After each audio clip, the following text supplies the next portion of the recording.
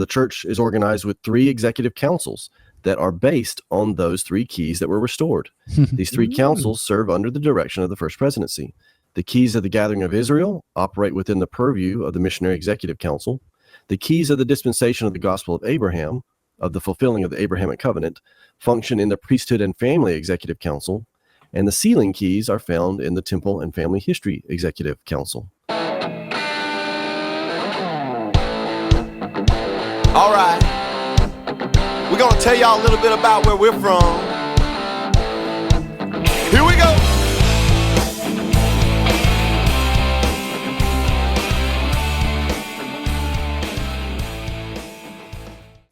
Welcome to another episode of Saints in the South, aka the Striving Project.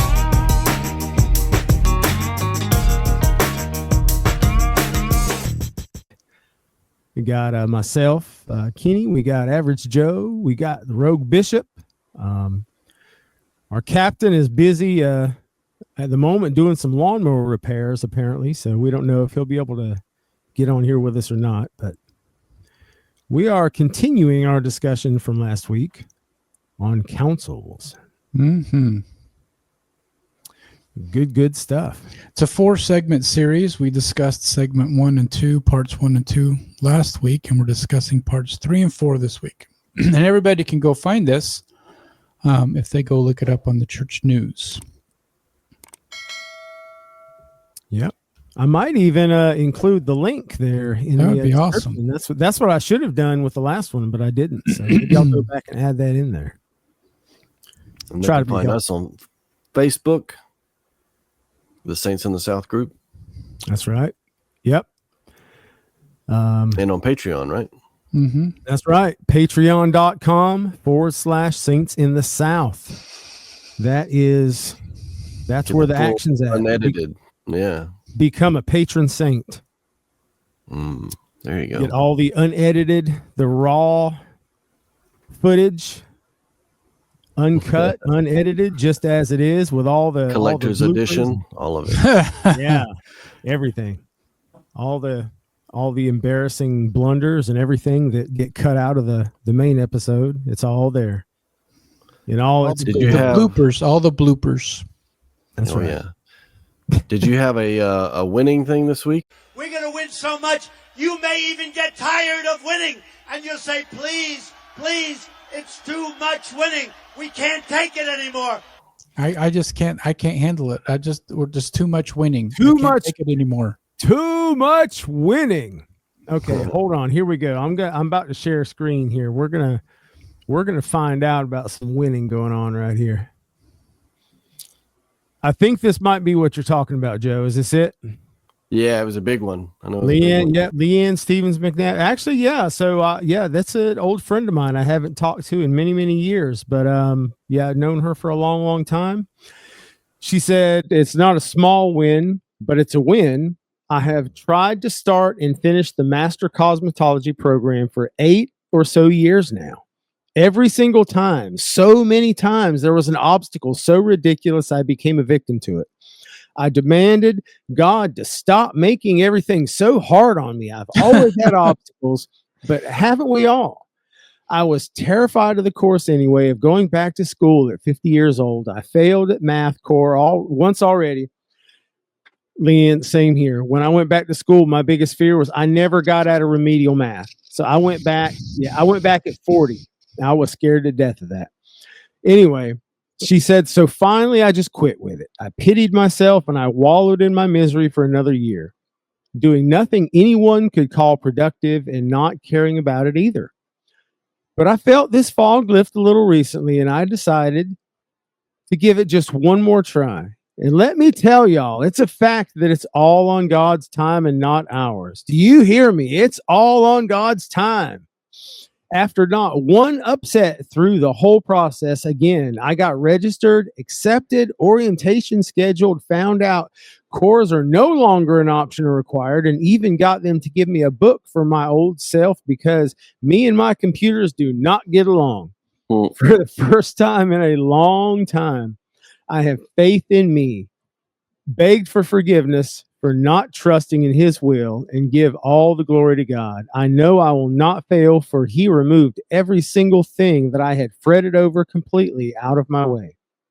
My biggest win of this week and the biggest lesson in my life, he waited until everything lined up perfectly so it would not be hard on me. It got my mind right and my soul back where it was supposed to be. I'll never question your timing again. I won't forget the lesson because I have learned. Thank you, Lord. Thank you for every blessing I'm about to receive. That's awesome. That's a big one. That's a big win. A big moment of self-awareness, I feel like, too, right? When we recognize that all from the benefit of hindsight, that all the trials that we went through were for a reason. That it was eventually going to work out. If we just got to trust God's timing sometimes, and that can be hard because we want things on our timeline. It reminds me of caterpillars, butterflies, when they're exiting the chrysalis as a brand new butterfly. You can't help them because them emerging from the chrysalis, the cocoon, their fragile wings, they're pumping blood or fluid into those wings to open them up, to expand them, to strengthen them. And that's part of the process of breaking out of that chrysalis, that cocoon. That's what makes their wings strong enough to fly. And if you help them, then they won't be able to fly and they're gonna die. So you have to let them struggle to get the strength to be able to become everything that they could become and actually fly. And sometimes that's tough. And sometimes, life beats you up and tears you down. And the thing is, though, you think sometimes God watching us fight to get out of our little cocoon and says, "Man, I wish I could help you, but if I help you, it's not going to help you." Yeah, no matter how bad your day is going, just think of that caterpillar. At one point, it was a puddle of goo inside of a sack hanging on the bottom of a twig, and it became a beautiful butterfly. So you know what? No matter how bad your day is going, it's going to get better. Well, then there's hope for me. That's right. Because right now, sometimes I'm just a bag of goo hanging from a twig. That's right. That's how I feel pretty much every day. The same thing, the same analogy is with baby chicks when they're trying to emerge out of, or any kind of I was just thinking of that too. Yeah, with chicks, trying to come out of their eggs. You can't help them out of the shell, or they're likely to not survive. They have to. They have to have that experience of the struggle and the fight to break out of the shell. Yeah. Yep. Thank you, Average Joe. That wasn't average at all. And we'll just jump into councils then. Yeah. So let's jump into these councils. Talk about it. Let's talk about. I think Joe wanted to start us off today. Yeah. There's definitely. I found part 3 was very interesting to me right off the bat. We're talking about when Jesus Christ appeared to Joseph Smith and Oliver Cowdery in the Kirtland Temple, and accepted the temple as his house. And then followed right after that was 3 ancient prophets appeared to Joseph and Oliver, one at a time. Moses conferred the keys of the gathering of Israel. Elias conferred the keys of the dispensation of the gospel of Abraham. And Elijah conferred the keys of sealing. And of course, I'm familiar with that.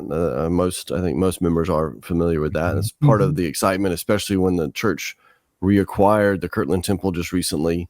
That was a big moment to celebrate because of those sacred things that took place there.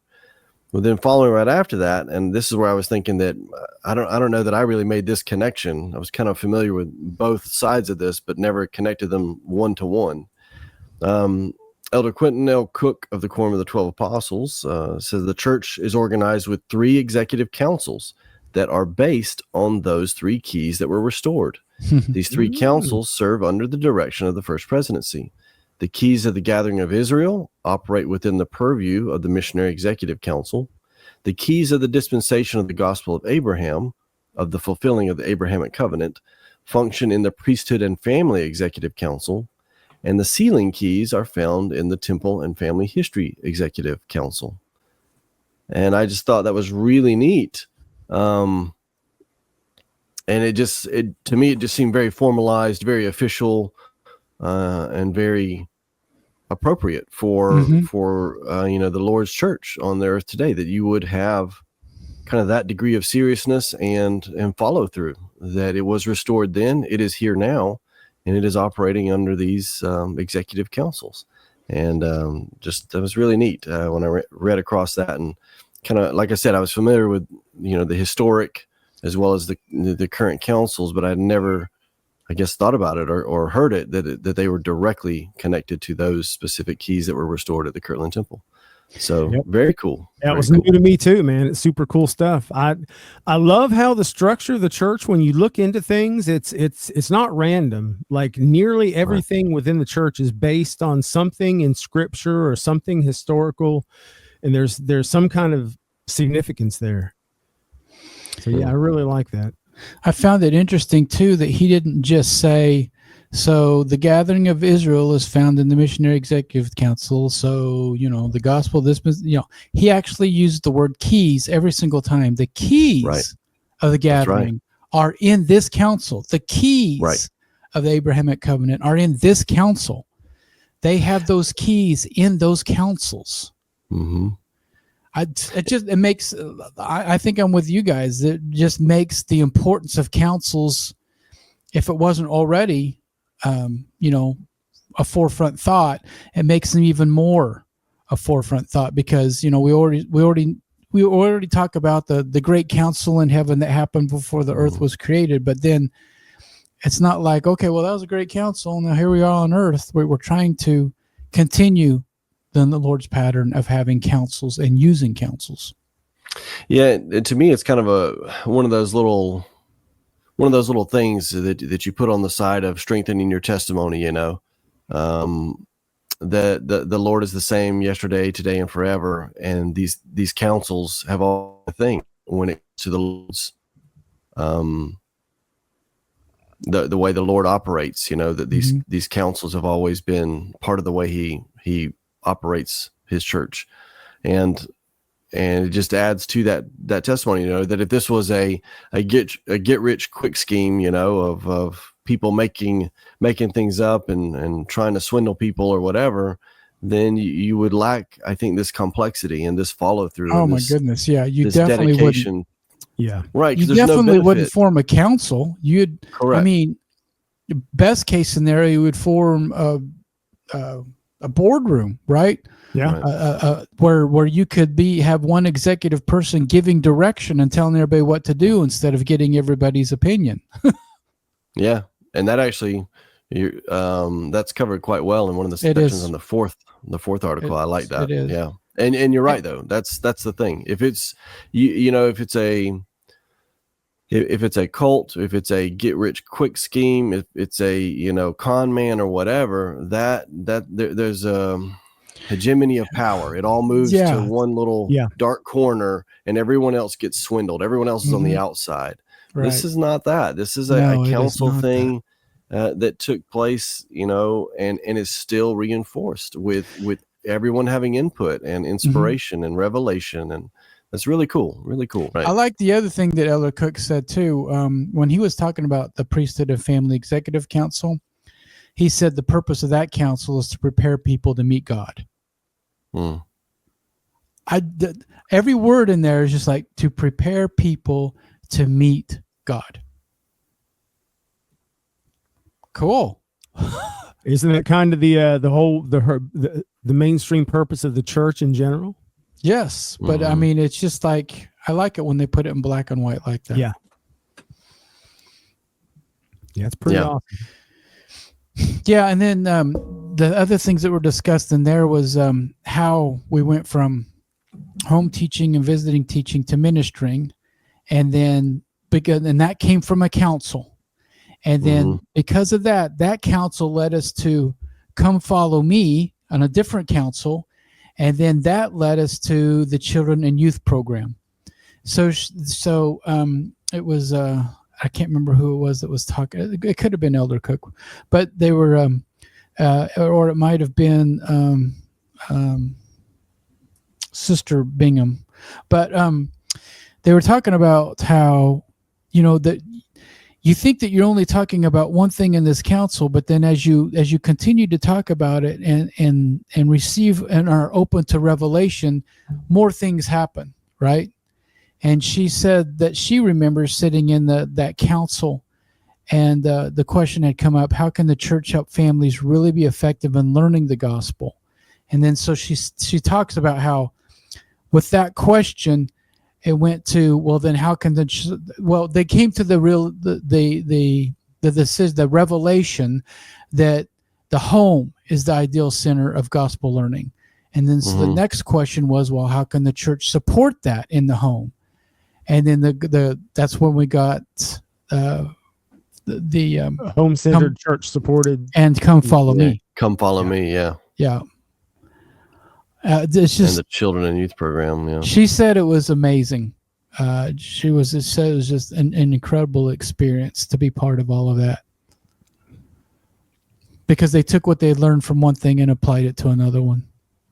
I feel like, with hindsight being 2020, we see things like the Come Follow Me, the 2-hour meeting schedule, the ministering with more flexibility and stuff.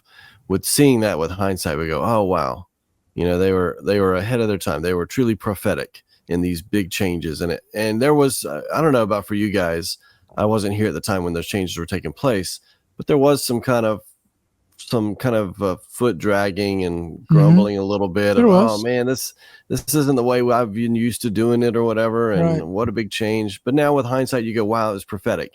I wonder now what things we're either going through now or things that have not yet fully ripened that we'll say in just a few more years, like, oh wow, well, yeah, like that was really prophetic that we got our practice at ministering during COVID because of whatever XYZ is on the horizon, next month or next year. Yeah. Well, I'm going to tell you, I might be in the minority here. I know I am, but I'm going to confess. I miss the 3 hours. I miss 3-hour blocks. I feel like that's why I do this podcast with y'all. What? That's why I do this podcast with y'all. It's my 3rd hour. Oh, awesome. Okay. That makes sense. Fair enough. This is 3rd hour. Well, the other thing that Elder Cook said was that revelation that came through counseling and counsels is the interlocking pattern of revelation. I like how he uses the word interlocking, because it lets you understand that revelation isn't given to just one person. It's given to multiple members of a council. And then they talk in the studying the councils, there's more than one time when they talk about how this one sister or this one brother was quiet, and then so they asked them to go ahead and speak up, and they did, and that was exactly what that needed to happen. That was the revelation that came, was from what they said. And she says, Sister Bingham said, you can see that the Lord prepared all of us for the time of the pandemic, when we couldn't get together in our churches, when we had to support one another in families and at home. Right. So it goes along with what you guys were saying. And again, I say it's so key. Councils don't work unless everyone's working. Like you've got to, each person has to come prepared. Each person has to approach whatever the topic is, whatever the challenge is, whatever the question is, with humility. In seeking the Lord's will, seeking something higher than their own ego, higher than their own organization, higher than their own even, knowledge or whatever. That you have to put yourself in a subservient role, and as a member of the council, seek guidance from the Lord. And if you do that, then you get consensus, you get revelation, and you get through that preparation, you get those opportunities where you ask someone who's been quiet, do you have something you'd like to add or say or something like that? Yeah. And it turns out that their wheels have been turning the whole time, that they've been preparing and thinking and mulling it over. And then they just have to say what it is that's been on their mind. And then it's the thing that the group needed to hear.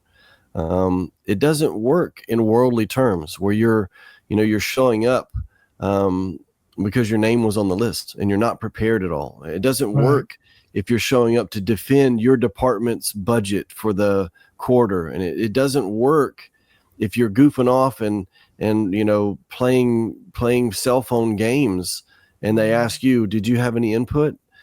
it doesn't work like that. It No. works when you're united toward a common purpose and a higher goal, and looking for the Lord's will. So, Yeah, exactly. You come away with the spirit of unity, is what they say. that's right. And that the direction can completely change, but it's all good as long as it's being guided and directed by the Spirit. That's right.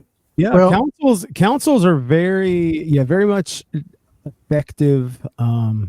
Like Joe said, when everyone is prepared, when everybody is an active participant, and I feel like whoever is presiding at a council, their role in part is that of a group facilitator, where their role isn't to talk the whole time. Their role in part is to encourage everyone to share their thoughts and feelings. Because there's somebody that might be sitting there in the corner being kind of quiet, and you might say, "Hey, Brother Joe, what you thinking, man? I see your wheels turning. What's going on?" And you might have the thing, the insight that makes everybody go, "Whoa, yeah, that makes sense." You're actually spot on, and we'll get into those 8 principles to help stake, ward, and family councils be more effective. And you bring up a great point, because in one of those it talks about that, Kenny, where if you're the facilitator or if you're the leader of the council, you should actually speak last, because otherwise you will stop everybody's revelation. That's not exactly what it says, but we'll find it. But it's cool because they also talk about that they said, quote, as we seek to know His will, as men and women come together, listening to each other and listening to the Spirit, revelation flows. And then Elder Oak said, the principle of counseling is nowhere more important than in the relationship between a husband and a wife, and in their relationship as parents to the children or anyone else who may in an extended family be living with them. Absolutely. So let's get into these 8 principles. Let's do it. Oh, one last thing before we do that. Yeah, go ahead.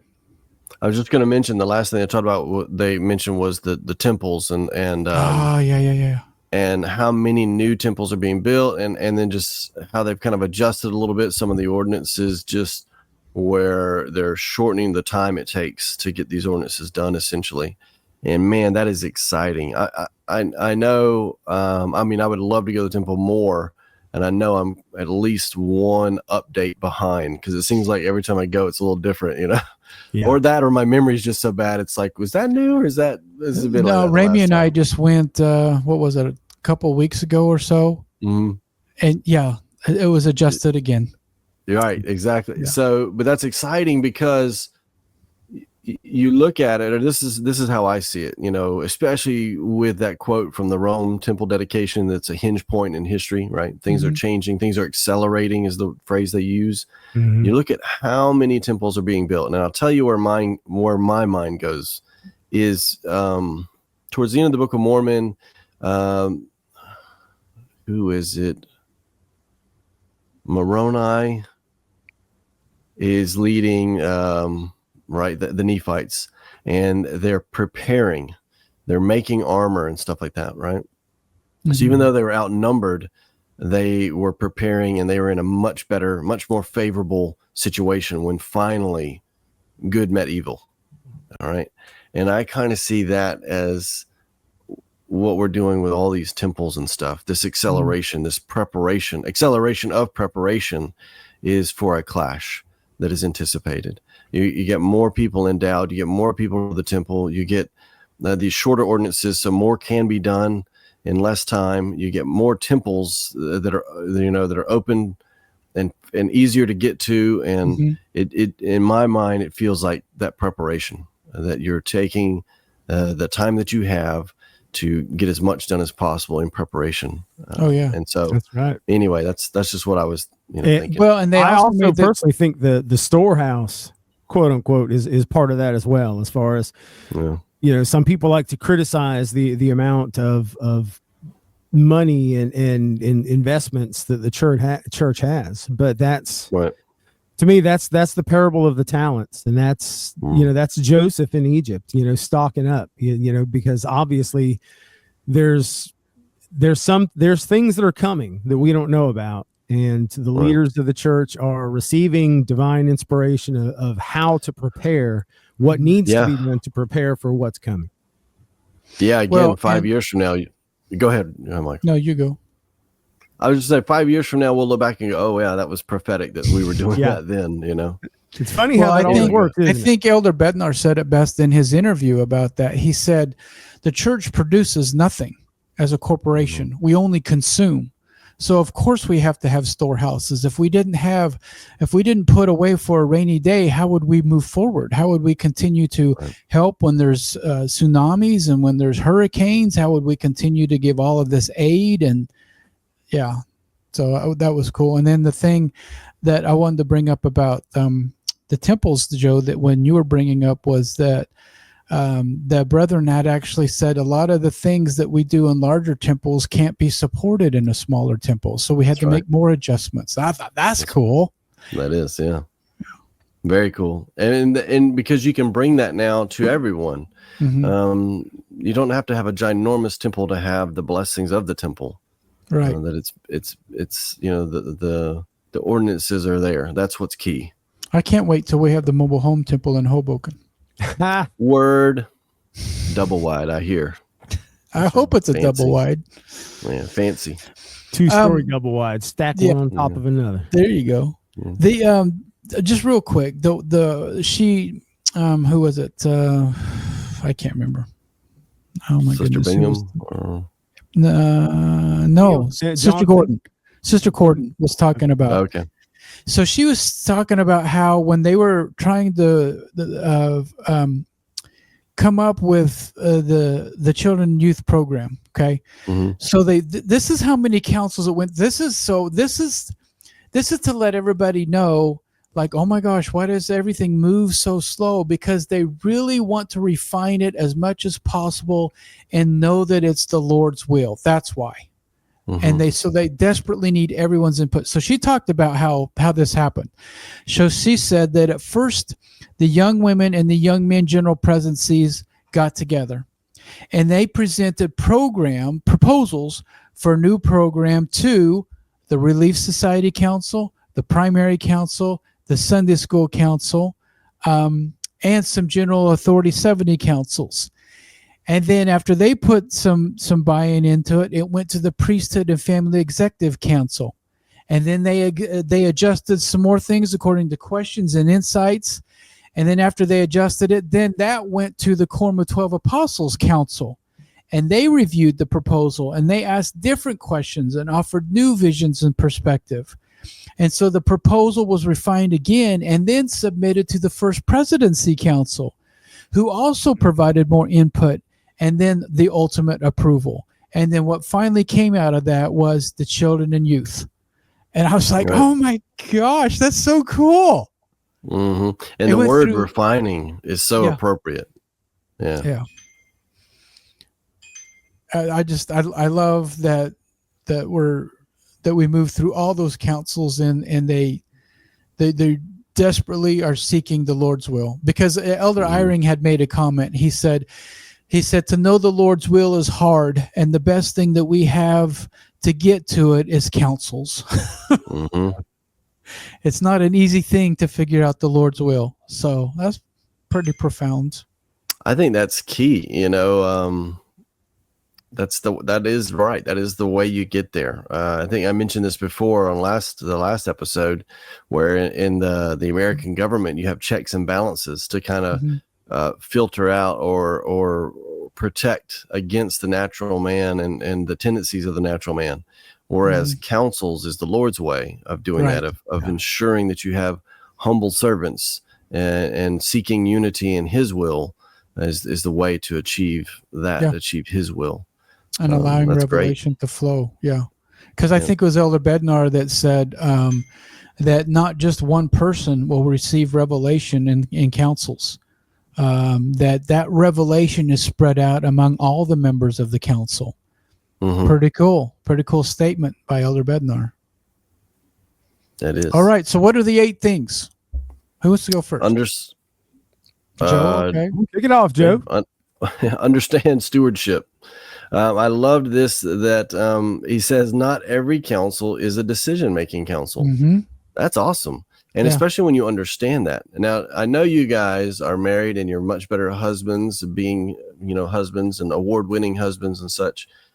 But have you ever heard of someone, not yourselves, of course, or ever heard of someone whom their wife is saying, complaining about something or listing a litany of problems with something, and the husband then offers a solution, and the wife says, I wasn't looking for a solution. I was just wanting to, just to let you know, or I wanted to complain. I wanted to vent a little bit. So I think that's what I thought about is, well, sometimes you need that. You just need the information. You need the lay of the land. You need the groundwork done. And you don't necessarily need a solution at that point. You don't need a decision at that point. Right. And then the decision will come later or to someone else, or not at all. It might just be getting information. So I thought that was great. That's part of the Lord's plan. And in each case, when I was reading through these, I kept going, oh yeah. And that applies to marriage too. Your family council, your marriage council. Mm-hmm. So it's profound. Well, I liked in the same section where President Oaks said that revelation is the ultimate objective of the council. Mm-hmm. Either revelation in the council, revelation to participants, or revelation to presiding officers. Right. An abundance of counsel, and there is wisdom, he says. And then, of course, the closing remarks was only the president of the church receives revelation to guide the entire church. He said leaders receive revelation for their own stewardships. Individuals can receive revelation to guide their own lives. That's right. So let me ask you guys this. I already know the answer, but I'm just going to ask you. So if you have a leader that says, hey, I've received revelation that this is the calling that you should have and this is what you should do, what do you do?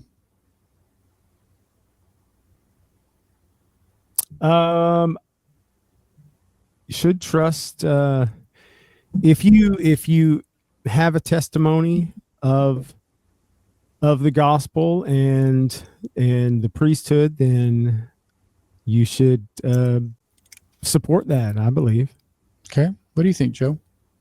I think there's a process. I mean, I think very much so that people get some inspiration that a change is coming, that a calling may be changing or something like that.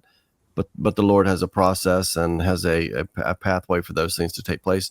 And sometimes you get the inspiration that a change is coming, even a specific calling potentially. Yeah. But you may not necessarily get the timing of that necessarily, And so I would say that's great. The Lord has a process, and as soon as it comes down that pathway, then we'll be happy to act on that. Yeah. Yeah. What's super cool is when the priesthood revelation and personal revelation line up together. Typically it will. Typically it will. Megan had a calling one time. It was interesting. It was a calling that had to be extended by a member of the stake presidency. Mm-hmm. And she had a really strong impression that she knew what it was. And they met at the church and sat down, and she said, "Is this what I think it is?" And he said, "Yep." Yeah. The only comment I was going to make on that was that no one is entitled to receive personal revelation more than you. Right. Yeah. And so you definitely need to seek your own revelation. I'm reminded of 3 quick stories. One was when President Nelson proposed to Wendy, and he said, "Hey, I've received revelation and I'm pretty good at getting it." And she said, "Well, I'm pretty good at receiving it myself, so let me go pray about it." Yes. I remember that story. The other one was there was a member of the bishopric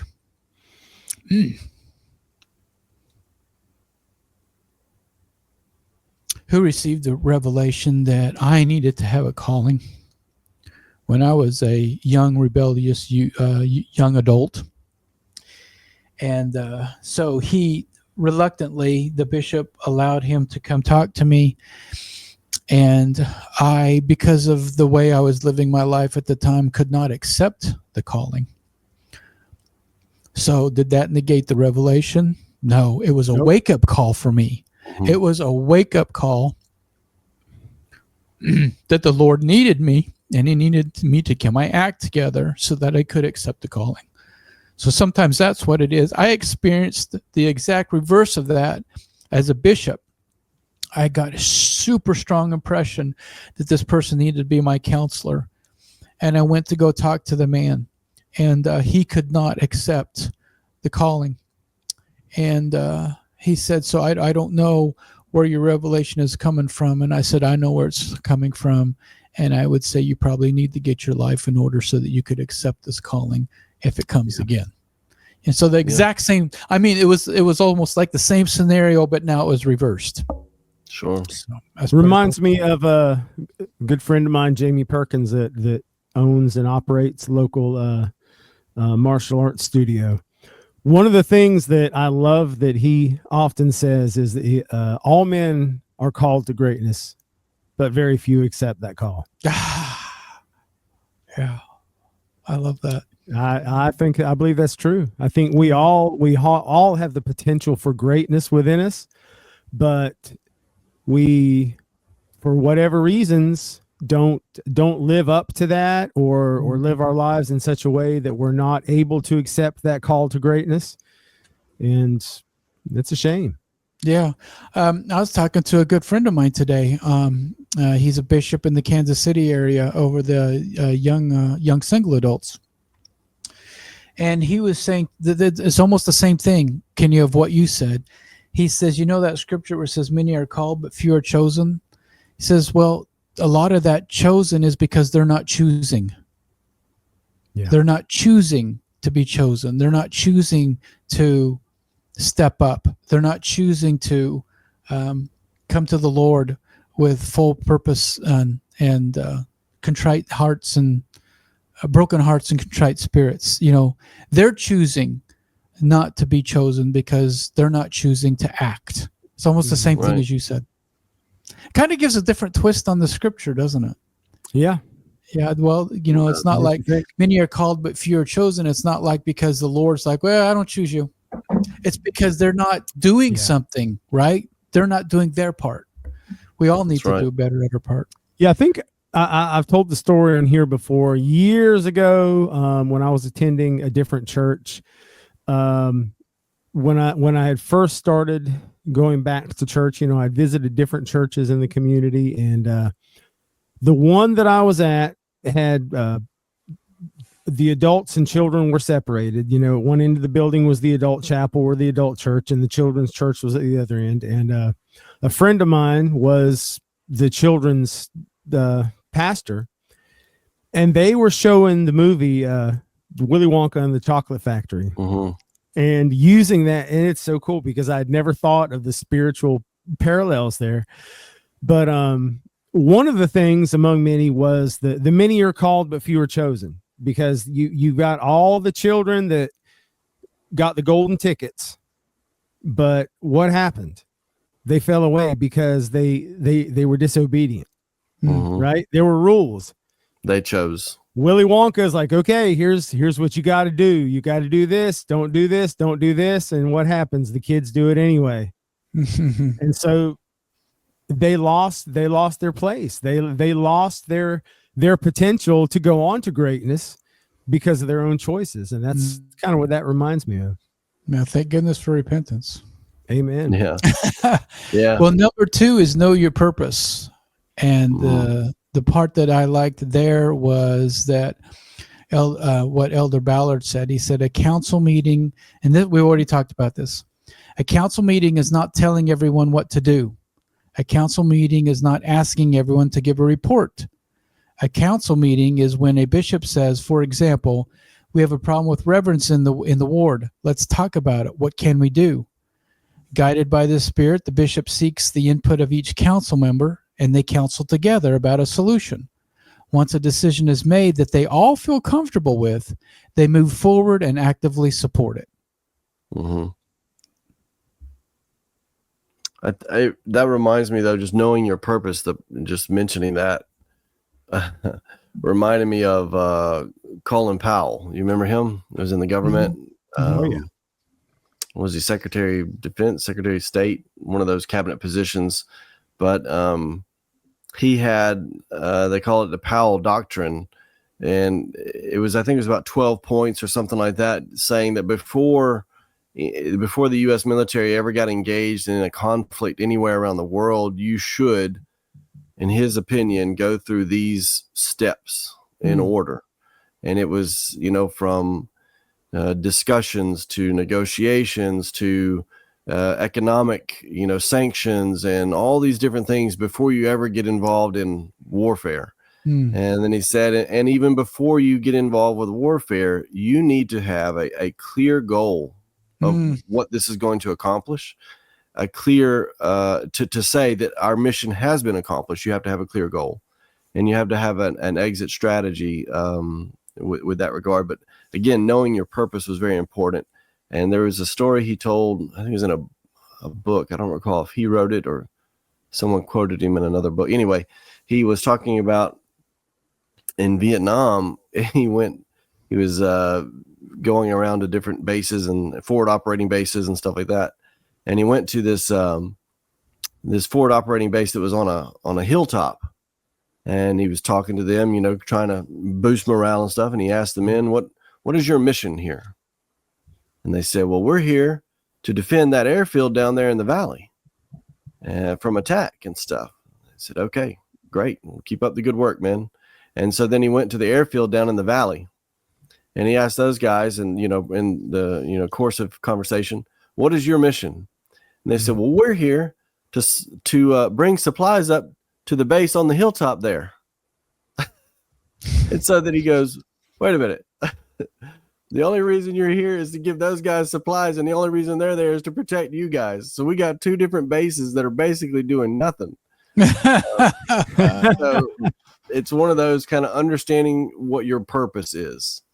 Yeah. And especially in the bigger picture. And again, you're seeking what is above you, not what's good for my ego, what's good for my, quorum or auxiliary, what's good for the Lord's purposes in this area, or this, this ward, this branch, this stake. And anyway, I love that story of Colin Powell, because he said it just kind of hit him like, what? And side note, Colin Powell was a total stud. Yeah. Yeah. He was a bad dude. Now I had a lot of respect for him. I read a story, or read something one time about Colin Powell, being in the position that he was in. He was one of only a handful of 5-star generals. I believe there was not just a handful. So he could have had any vehicle he wanted. He owned an old pickup truck, like an old 70, 80 something model pickup truck that he would drive to work at the Pentagon. And people would ask him, like, General, why are you driving this old beat up pickup truck? You can drive any vehicle you want. What are you doing? He looked at him and was like, there's nothing wrong with this truck. It runs. It gets me here. Yeah. I mean, that was just his mentality, man. He had a very, very down to earth, very just logical kind of mentality. Cool. Yeah. Kind of like Sam Walton. Yeah. Number 3, invite the Spirit by preparing. So the thing about that is just, I think the biggest focus on that is making sure there's an agenda, because President Gordon said, if the members don't have an agenda and they don't get that agenda before you have that council meeting, then they cannot spiritually prepare. That's right. Yeah. I kind of took 2 and 3 together. I think you got to have, by knowing your purpose is part of that preparation. If you don't know what you're meeting about or discussing, then how can you prepare? How can you know your purpose if you don't even know what it's, what it's for? Yeah. Don't have meetings for meeting's sake. Right. Don't spring something on someone, for the first time in a council meeting. Right. Right. I love Elder Uchtdorf's quote here. Good information can lead to good inspiration. You have to collect information, and then you are in a position to receive revelation when you connect to the Spirit. We could put any word in there. Bad information can lead to bad inspiration. Great information can lead to great inspiration, right? Yeah. So I love the quote there. It's like the old programming quip about garbage in is garbage out. Yeah, that's right. Kind of reminds me too. I had an old band director that used to say, everybody always says that practice makes perfect. That's wrong. Perfect practice makes perfect. There you go. Yeah, because you can practice badly and you're not going to you're not going to get any better, are you? Nope. That's right. You're not going to improve. You have to practice until you perfect what you're doing if you want to be able to perform. Yeah, perfect practice. And then what better way to prepare for a council and to receive revelation than to have an agenda and the ability and time to review the agenda before the council. Number four is go ahead. It's the one that we've kind of been talking about the last episode and this episode is seek the Lord's will, not your own. I think that's the secret sauce right there. That's right. That's the good stuff. What would he want us to do? That's right. Not your own ego or our own thinking of organizational structures. Elder Uchtdorf says, what would he want us to do? How can we accomplish his purpose, his mission, his work, his glory? That's how you reach unity, though, because everyone is beneath the Lord and focused on his will. That's right. Here's your quote that you've been wanting to talk about, Kenny. These are not board meetings. Yep. You gonna quote it? These are not board meetings. I love it. Are given to executives to fulfill certain responsibilities or directives. Not at all. It's a revelatory experience to identify what the Savior has in mind for his church. This is more than just administration. This is ministering to the one. And the way we can know how to do that on a global basis is by inviting our Savior into the process and recognizing the Spirit. The process is not easy. President Eyring acknowledged, but the ideal is that the Savior directs every council. It's hard work to get the Lord's will and counsel. If we go at it is the best way to know, the best way to know of to get it done. Yeah. That I had to reread that last line there several times. I think what he's trying to say is it's hard work to get the Lord's will, and counsels, if we go at it, is the best way we know of to get it done. Yeah, thank you. Yeah, it was better phrasing. It makes more... No, you have to read. It's not you. I had to read that like several times. Like, what is he saying? What? I'm lost. Just the way the sentence goes. Oh, I love that though. Absolutely. Well done, Kenny. So yeah, I feel like that's probably the most important of all. That's seeking the Lord's will it should be at the root of everything we do in councils within the church. And I like what Joe said too, check your own ego. We should, I think every time we go into a council, we should check our ego at the door. And that's hard. It's hard. I'm probably one of the worst. I think I know everything. I'm just the cotton-headed ninny muggins. Right? Well, and knowing that is the first step. Gosh, what's your language? I know, right? Friendly show. Michael, gosh. So you'll have to bleep it out for the regular, but leave it on for the Patreon. That's right. No, I think all of us struggle with checking our ego. And I think there's some that are good at it. And I think it's just like anybody. You're going to have some people that need to check their ego, but you have other people that need to learn how to speak up and let us know what you're thinking, right? Let us know what you're feeling, right? Don't be all timid and just don't say anything, right? So it takes all of us working together to make a council work and making sure that everyone is heard and not one person is heard more than someone else, right? Or that not one person's opinion is pushed through, right? Without allowing everyone to have a voice in something. Yeah. Oh, Yeah. which is number 5. Make sure every voice is heard. That's There right. I you go. really didn't mean to segue into that like that. I that just worked out. Anyway, Yeah. I know nobody's going to You're just being humble now, Mr. Humble. suppressing your ego. That's just my ego coming out. Right. Number 5, make sure every voice is heard. I love this. This is Elder Bednar. Revelation is scattered among the various members of a council. As an issue comes forward for consideration, we need invite and hear counsel from everyone. I love that. Revelation is scattered among the various members of a council.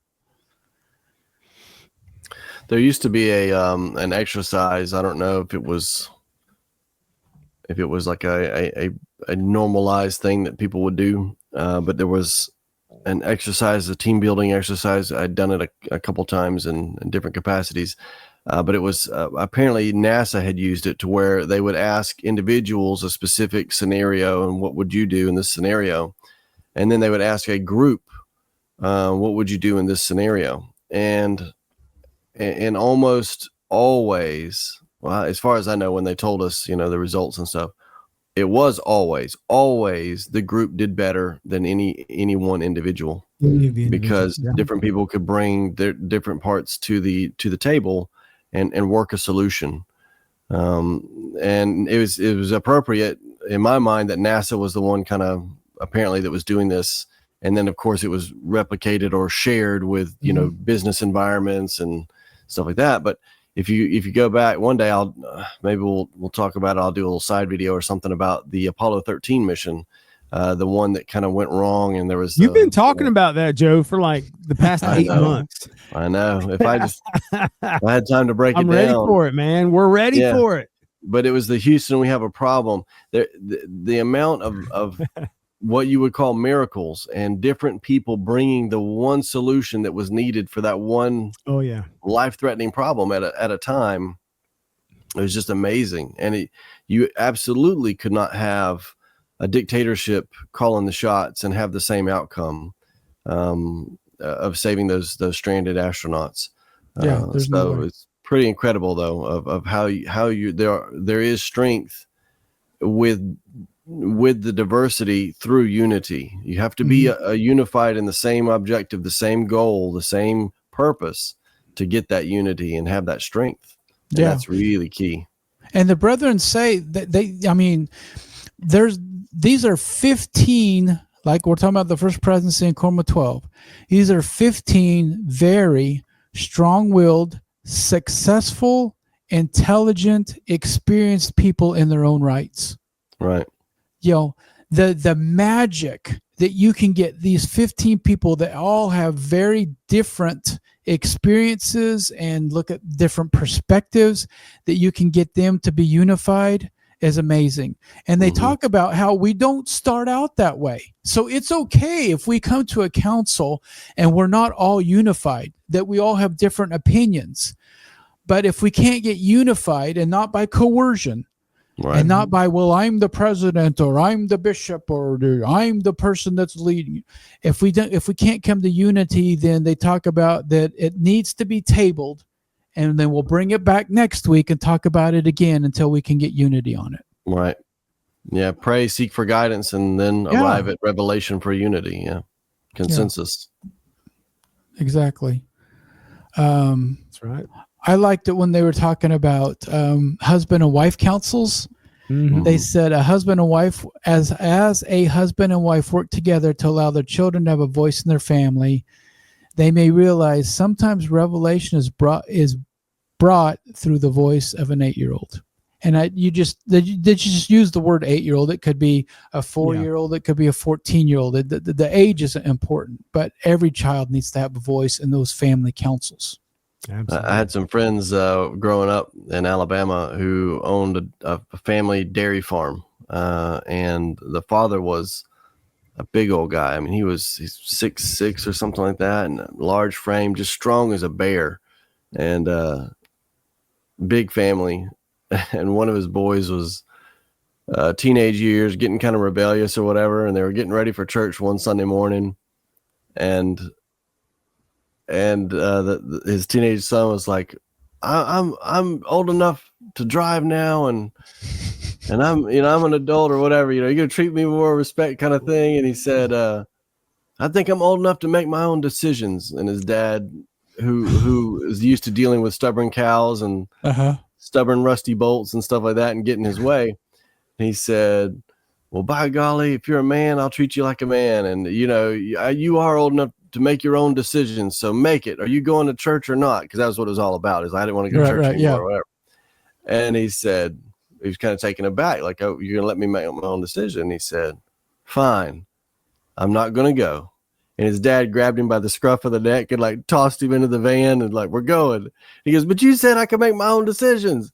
He said, you did. You made the wrong one. Now get in the van. We're going to church. That's funny. So kind of overrode that decision. So. Yeah, That's right. So well, what's number 6? Seek women's perspectives. Yeah, there you go, Joe. Yep. Listen to women. The voice of a woman at every level, including the home, is critical. Quoted by President Ballard. But also like this, he also, President Bingham, who's said, progress is made when women and men are unified and work together. Yeah. To women questioning their value in the council, she said, your voice as a woman matters. Go ahead, Ken. I was just saying, I think that's crucial. You got to realize that with these councils, you want everyone to participate. You want everyone to have the ability to add something to it, and you listen to them humbly, and that includes people from all different perspectives, as you mentioned. But in much the same way, men, women, that shouldn't matter so much as it is they're an individual that's bringing a different perspective. Their perspective to the table, and that's key. That's critical for this to happen, for this to work right. And it's, again, I don't think it works in the way the world tries to make it work. The world tries to reverse engineer it and stuff, and they'll say things like something. What was it? The catchphrase you used to hear, like men and women are equal, but women are more equal, or like they're both great at doing this, but women are better, or they're both the same at doing this, but women are better. And you go, well, that's not exactly making the point, making sense the way, you know what I mean? Yeah, right. And I think Sister Bingham got it, or President Bingham got it perfect, saying that they're working together is the key. Exactly. And their perspective does matter. And I think many times, I could say this, as a husband, I may have my viewpoint on something and then get my wife's input on it. And there's definitely things I have missed or had not considered. And it is extremely valuable to get her input before, trying to arrive at a decision, and to gain the inspiration to make a decision. You got to get that input because there are things that you look at differently. And I'll even go at it as this. It's, if you're only getting the input of men, you're not getting all the input. That's bad information. If you're only getting the input of women, it's still bad information, right? You need the input of both men and women. You need the input of all members of the council, whether they're men or women. You're timid people, you're people that won't shut up, Michael. all of them, right? Elder Uchtdorf said the best counsel he received as when he was stake president in Germany was when he would take time to listen to all the stake organization leaders during council meetings. Well, and it's that quote you mentioned earlier about, what was it? Good information leads to good inspiration. Yes, you're exactly right. That was Elder Uchtdorf's quote. Yeah, that's right. Exactly right. So if you're not listening, if you're cutting out your input from women, then you're not getting good information. If you're cutting out your input from men, then you're not getting good information.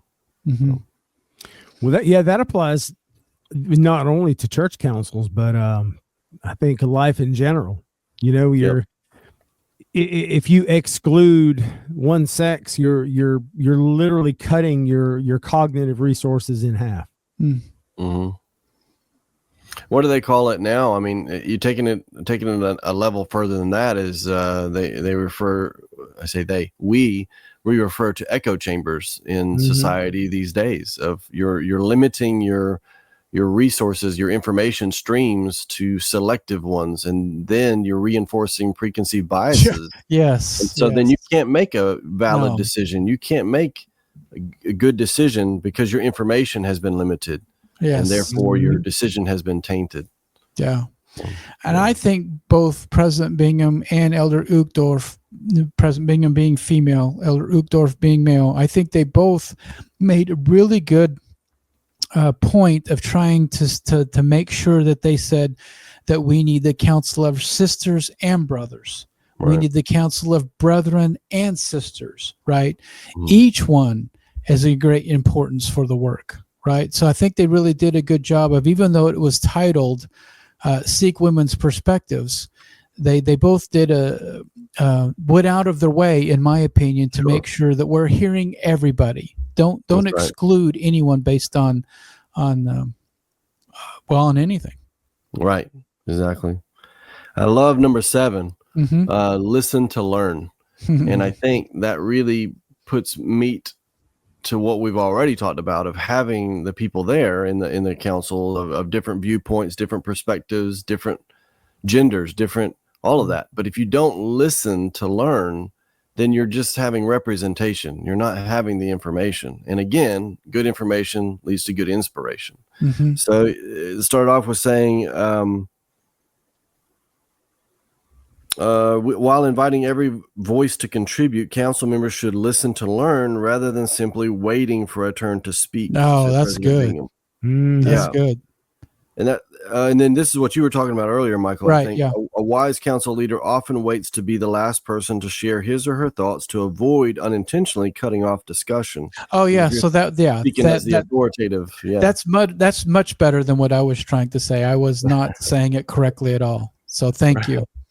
Yeah, but that's really key. I think that gets back to the concept of putting your ego in check. You're not listening just to prepare for your talking points. You're listening to learn. You're giving them their due, and you're critically evaluating their input. And I think that's key of the council being effective. I liked also where she made a note. President Corden said that she learned a principle from Elder Cook and other members of the Coma 12. She said that as they share their thoughts and ideas, they say it in such a way that it continues to open suggestions, comments, and insights from others. It doesn't close down the conversation. Yeah. I wish that we could be flies on the wall and just get a golden ticket invitation to come listen to a council. Like, how do they do it, right? Yeah. Because it's nice to say this. And here's where I'm coming from. I read this and I go, yeah, that's cool, but I want to know how. How do they do that? Because I could see myself saying, well, listen, we really need these phones here, because if we don't have this phone, there's no way that these youth are going to be able to follow along in a lesson. Well, by the way I said that, I may have just shut down further suggestions, comments, or insights. But she said that the quorum of the 12 apostles, that these men, they say it in such a way that it continues, it fosters more suggestions, comments, and insights instead of shutting. I want to know how they do it. It's inviting rather than rejecting. Yeah. I would love to listen to how they do it. You might be able to. I've known of a rogue bishop before who snuck into some leadership meetings, if I recall. He's so rogue. Gosh, I can't imagine anyone sneaking into a conference or something like that they weren't invited to, so that they could listen. I've heard stories. I've heard stories. It could happen. Some people are so rogue. What was number 8, Kenny? So number 8, we've got seek consensus through revelation. Hold on a second. Let me pull this up. Let me roll that beautiful bean footage. Here we go. Before you guys, as you're pulling that up, I thought this was really cool. Elder Eyring said something that's really, to me, profound. He said, "That's true of the leader of every member of the council. The leader of the council is that what they should do is listen and be open to the possibility that through someone's experience or point of view, the Lord might reveal his work more clearly to you." That happened to me over and over again as a bishop. I would get the inspiration from the Lord, and there was no doubt that it came, and there was no doubt it was from the Lord. And I thought that I had the answer of what we needed to do on something. But then as I brought it to the council and I practiced shutting up and letting everybody talk, as the council members talked and everyone came up with their ideas and their point of view, the Lord was able to more clearly, just like this was saying right here, to more clearly reveal his work and his will to me. I thought I had the answer, but it was made much more abundantly clear by allowing the council members to speak. I learned so much. It's like you got the menu item revealed to you, but they provided the recipe through what was revealed or to something like that. Yeah, it was profound. It was, and so that's why this particular statement resonated so much with me.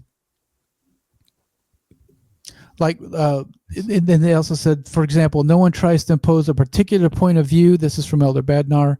Inspired conclusions are reached as we are modest, meek, and guided by the power of the Holy Ghost. Okay, sorry. That's right. Go ahead, guys. Number 8. Excellent. So my question would be, how do we implement this where the rubber meets the road? So I think we sneak into what do we need to do in order to be more effective in councils? I think we sneak into one of these councils at church headquarters and we listen to how they do it and we record it so we can take it home and practice. That was my takeaway from all this. I'm not sure if that's a beard stroke or a twist of the mustache. No, but in fairness, though, this state councils, we have the leadership training, and there's almost always opportunities for discussion, opportunities for questions, and stuff. And I think those are wonderful opportunities to dive more into it in a more intimate setting and hear straight from them some more guidance on where the rubber meets the road or how to apply these things or personal examples and stuff like that. I think that's one way to kind of get some of that meeting brought to you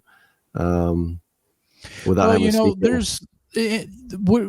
as a stake presidency, we've got a lot of work to do, right? We're a brand new stake presidency. We're still learning. We got a long way to go. We're far from doing everything right.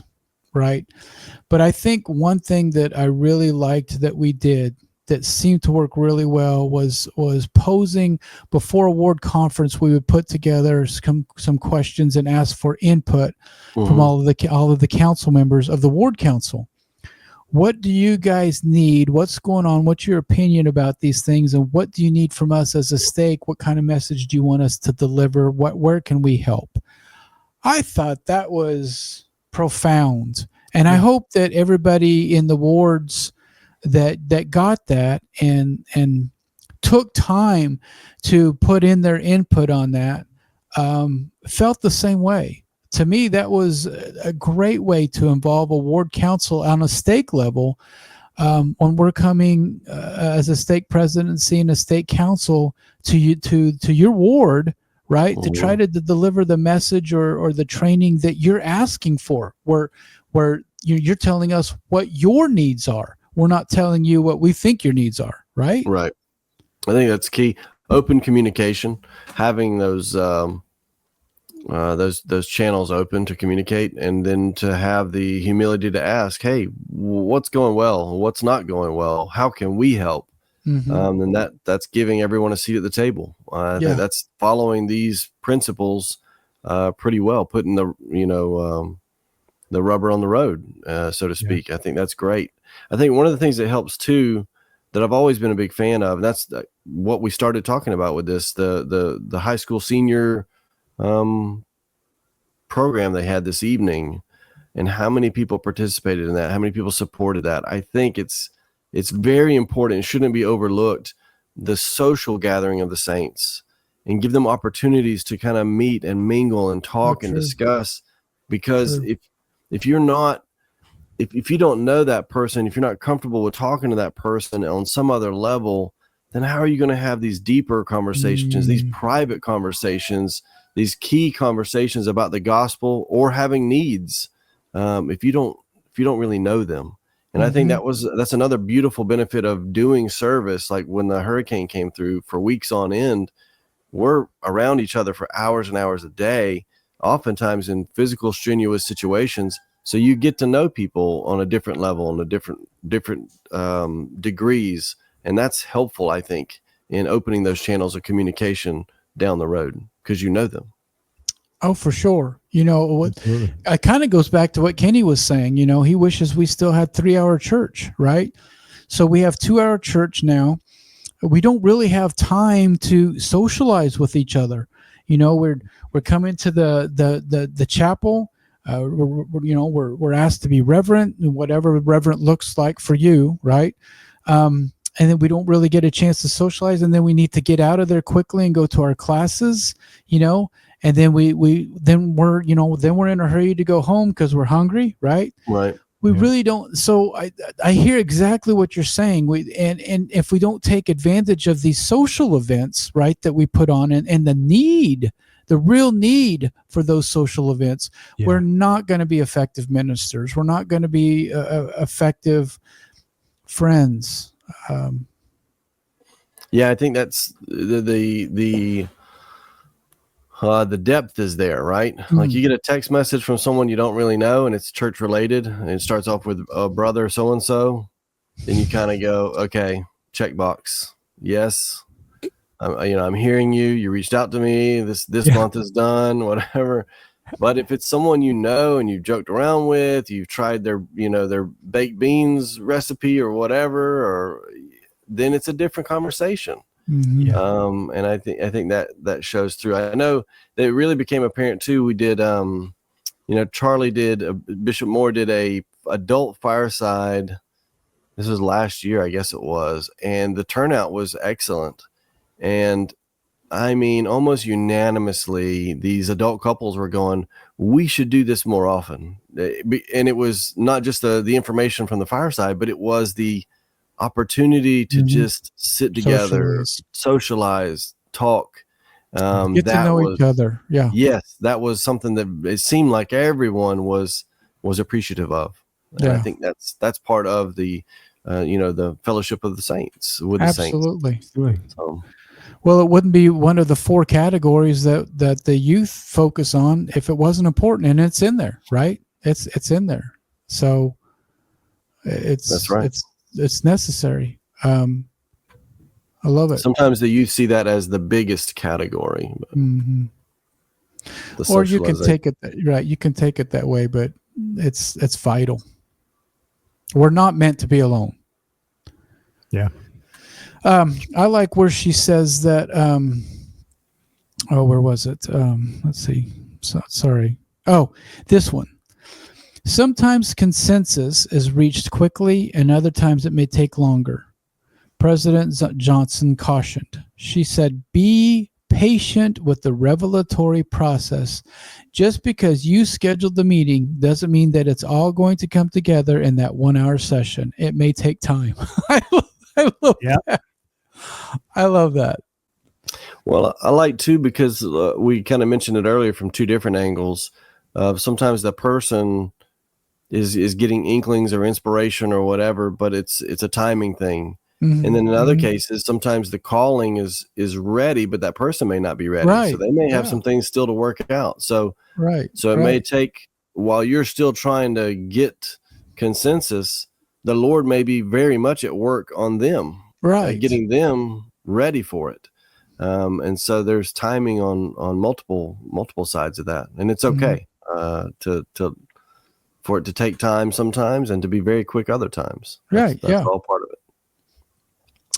President Ballard said, those who learned to counsel effectively in their stakes, wards, and families, following the divine pattern Heavenly Father and Jesus Christ demonstrated, will always, I like the fact that he actually used the word always, will always end up with a better result, always end up with a better answer, always end up with a better spirit. And that's what you were talking about earlier, Joe. That's right. That's exactly right. When you come together, when everyone's working, the council works well. When everyone's got their ego in check, humbly prepare themselves and put the Lord's will paramount, then great things will be accomplished. Guaranteed. I think Brother Kenny should read us the last line. President Bingham added, when we really understand what councils can accomplish, we would run to embrace it. Well said, Kenny. Well said, Sister Bingham. There you go. There you go. She made a good point. When we really understand, and I think that's a common problem within a lot of people don't really truly understand the role of these councils. So, we might be in our first, leadership position, and we got to be at these meetings, and we're like, okay, I'm supposed to report on something, and I'm supposed to do this, and they don't really fully grasp the importance of councils and how they're supposed to work and the importance of them. Well, and we're all striving. We're all striving to have better councils and to do less reporting and more counseling, I think it's the same thing was President Nelson was trying to tell us, as our president of the church. If we truly understood repentance, we would run to repentance. Yeah. Run. So I think it goes hand in hand, Kenny. Good point. Yeah. And these councils are important. And like one of my favorite phrases is never meet about something that could be accomplished in an email. Sometimes we don't need a council. No, sometimes we have the technology now that we can communicate instantly with each other. We can be all over the country in different places. The technology enables us to be able to communicate. So when we come together, it should be significant. That's when we need to invite the Spirit of the Lord to be there and to guide us, to help us to arrive at His will for whatever it is that we're talking about. No, you make a great point, because we could do all our reporting and our follow-up and things that we need to do via text or phone calls during the week, and then that's out of the way. And then when we come to council meeting, we truly counsel about what we need to counsel about. It's not a reporting activity. Right. And we're not going to get there overnight, right? So we need to be patient with ourselves in getting better at our councils and having council meetings, whether it's family or ward or stake, whatever. We need to be patient with ourselves as well. I think so. And I think, again, you get back to the purpose of your meetings and stuff like that. Some are not for decision making. Some are for information gathering. Right. So if you go to an information gathering meeting trying to make decisions, you're going to be very frustrated. Very frustrated. So know what you're trying to accomplish there. Because I tend to be. There was a phrase I had heard in one of these long form podcasts that was someone said, have a bias toward action. And I love that. Your default setting is move forward. I identify with that. You see the lay of the land, you identify the problems, implement solutions and move forward. And if those solutions are not working, then you address it, modify it, move forward. But it does get you into trouble when you're not in a decision-making scenario. You're in an information gathering scenario. You're in a comforting and listening scenario. Then that's the wrong approach. So you have to know your purpose. Yeah, that's right. True that. Thanks, brothers. Yeah, man. Show enough. I really enjoy talking about these. I learned quite a bit, and I still have quite a bit more to learn and a lot to implement. Yeah, I'd like to go back and click on some of those hyperlinks and stuff and get more into some of the details. Yeah, and in case you haven't noticed, the podcast group on Facebook has grown exponentially in this past week or two. Man, do you mean because we're not talking about "Come Follow Me" every time, or is that just a coincidence?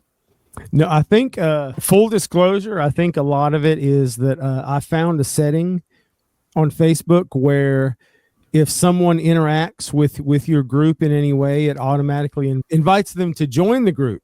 Oh, okay. And I said, that sounds like a good idea. So I clicked on it, and apparently it's very effective because a lot of y'all joined the group, and I'm excited about it, man. I'm excited to hear, different perspectives and, people sharing their thoughts on things, and absolutely love it. Happy to share. So that sounds like a good place to wrap it up, unless anybody's got anything else you want to add to this. No, I'm good. Thank you, brothers. Be like a caterpillar, keep on striving and struggling. That's right. So until next time, be like a caterpillar. Y'all keep on striving. On the side. Come on.